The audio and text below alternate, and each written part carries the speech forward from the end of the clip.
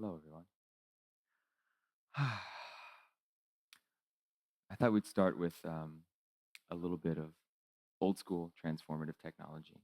We just had this amazing gong experience, and a lot of the work that I do explores biosynchronization, the way in which people's actual bodies become synchronized as a sign of their felt sense of connection. And a big part of that is breath. So I thought we could all take a few breaths together. So I'll give you three breaths, and I'll give you an inhale and an exhale. So clearing the air first. Now inhaling and releasing, letting it all out. And inhaling again. Nice deep breath. And release.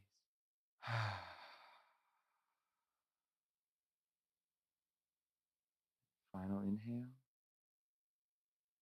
And this one will make some nice sigh. A little more breath.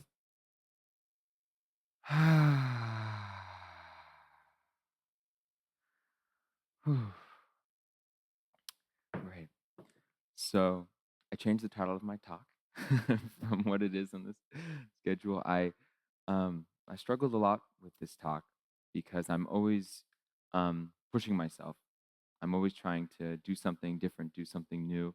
Um, it may it may not always come out that way. It's not always successful. So this is um, this is an exploration in trying to do a little bit less of a mind-focused talk, focused on a sort of stream of 100 different ideas, which I'm very inclined to do, um, and trying to keep it simple, and maybe even it's a little bit short, and focusing more on a personal perspective um, on transformative technology. And so, um, yes. So transformation and technology. These actually are two things that are not usually thought of together. Um, this room is a little strange, right? But actually, these are things in a lot of circles that are considered, in certain ways, even oppositional. Um, but what I would like to present here is this idea that actually these two ideas are fundamentally related, that they're actually two sides of the same coin, that you can't separate them. And that in the course of my life, that's been my own experience and my personal journey in discovering the relationship between them.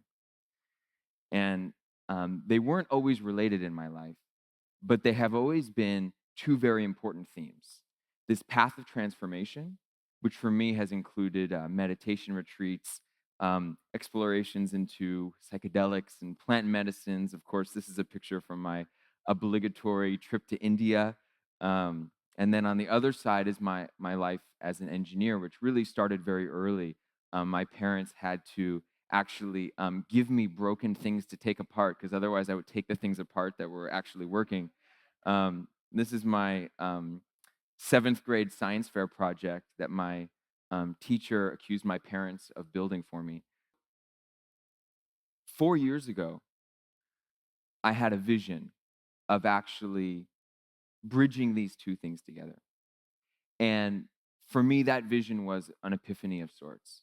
It was something that changed my life so dramatically that gave me a purpose so deep that I actually quit my job. I quit everything and devoted myself to it completely. And I haven't erred from that path since.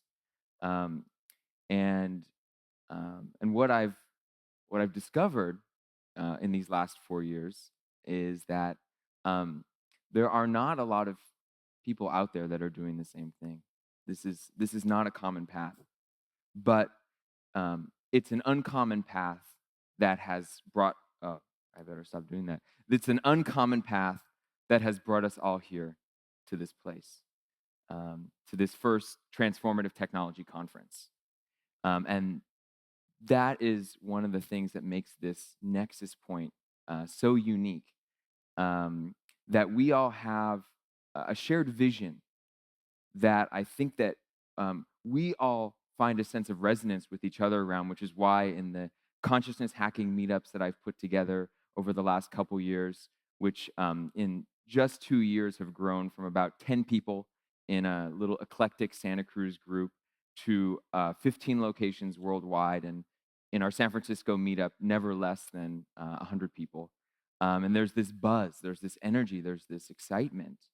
And an aspect of this shared vision is an interest in building new tools and new technologies for the elevation and the evolution of human experience, for the welfare of humanity.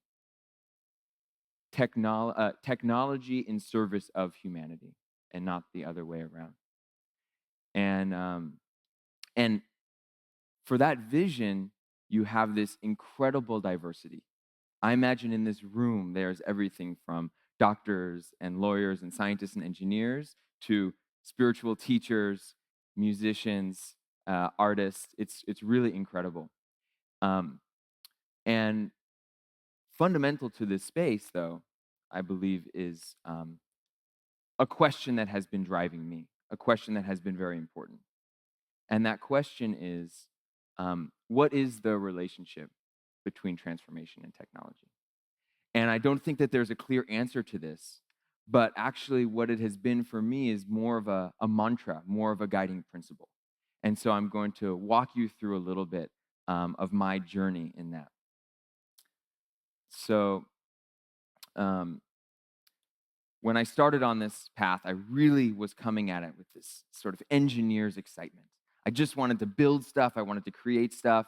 And I really wanted to change the world. I wanted to fix people. I wanted to engineer enlightenment. And I wanted to make enlightenment available everywhere. And I still have an aspect of that vision. But I was missing a certain aspect of it. I was missing a certain connection between these underlying sources of motivation that I have, my own role, my own place in why I was building the technology. I was so focused on building it for others that I forgot about the fact that in certain ways I was actually building it for myself. And what I found is that there is this inseparable relationship between what we create and who and what we are. The two are actually reflections of each other. We are literally embedded in our process of creation, our products of creation. Our thoughts, our ideas, our dreams, our biases, our prejudices, our joy, everything, the way our hands work, the way our eyes work, the way our mind works, we are this unique entity, this unique physical, mental, emotional form. And when we create, we are literally channeling ourselves into our objects of creation. And so we are fundamentally inseparable. Whether it's a project, an art piece, a startup, a company, it doesn't matter.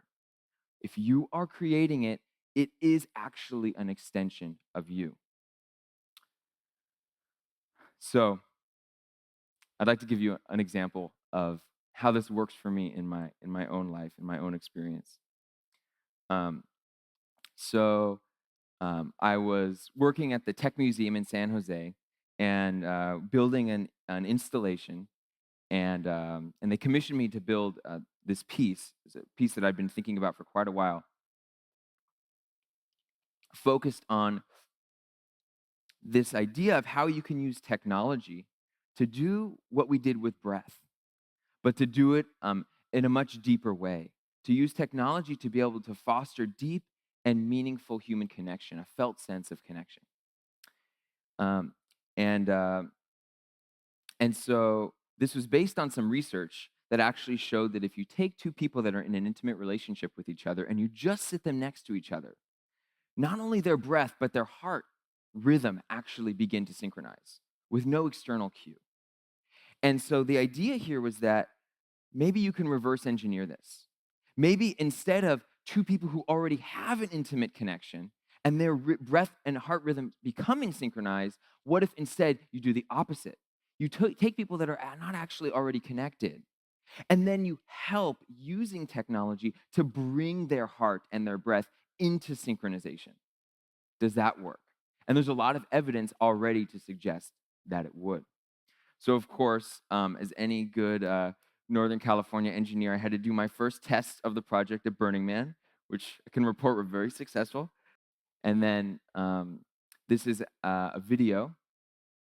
Let's see if that works. Okay, turn that down a little bit. And so the music that you hear and the visuals that you're about to see on the screen are endlessly changing and are never the same, and are a reflection of the state of synchronization of this group of people as measured by these pulse sensors on their ear. And this changing music and these changing visual patterns, what they're actually doing is they are driving the group, helping to guide the group through this feedback process into a state of synchronization. And so actually you can look at your own color and they're like, yellow is expanding outward, and that means that yellow is becoming synchronized. Now blue is expanding and red is expanding, and then what you'll see is as it becomes more white, and then as the middle now is pulsing white, that means that the actual group, the entire group, has entered into this sort of a rhythmic heart rhythm state. And so this is the version of it at the Tech Museum. And the idea is that it's almost like this, kind of winning state. You've worked and you're working as a team, and you kind of get to this state where you've all accomplished this state of synchronization. And what I found was people took this very literally. And so it actually became this game for people where they were sort of competing against each other. And what I found when I was using it is that actually sometimes if I was using it and I was with the right group of people, we could like really get rhythmic and synchronized. But other times I actually felt kind of nervous. Like, wait, am I gonna win? Wait, am I blue? Am I the guy that's actually not synchronized here? And so I started to think about why this is. And I started to think about, well, why did I build this technology? Why did I create it? What was my purpose behind it? And um,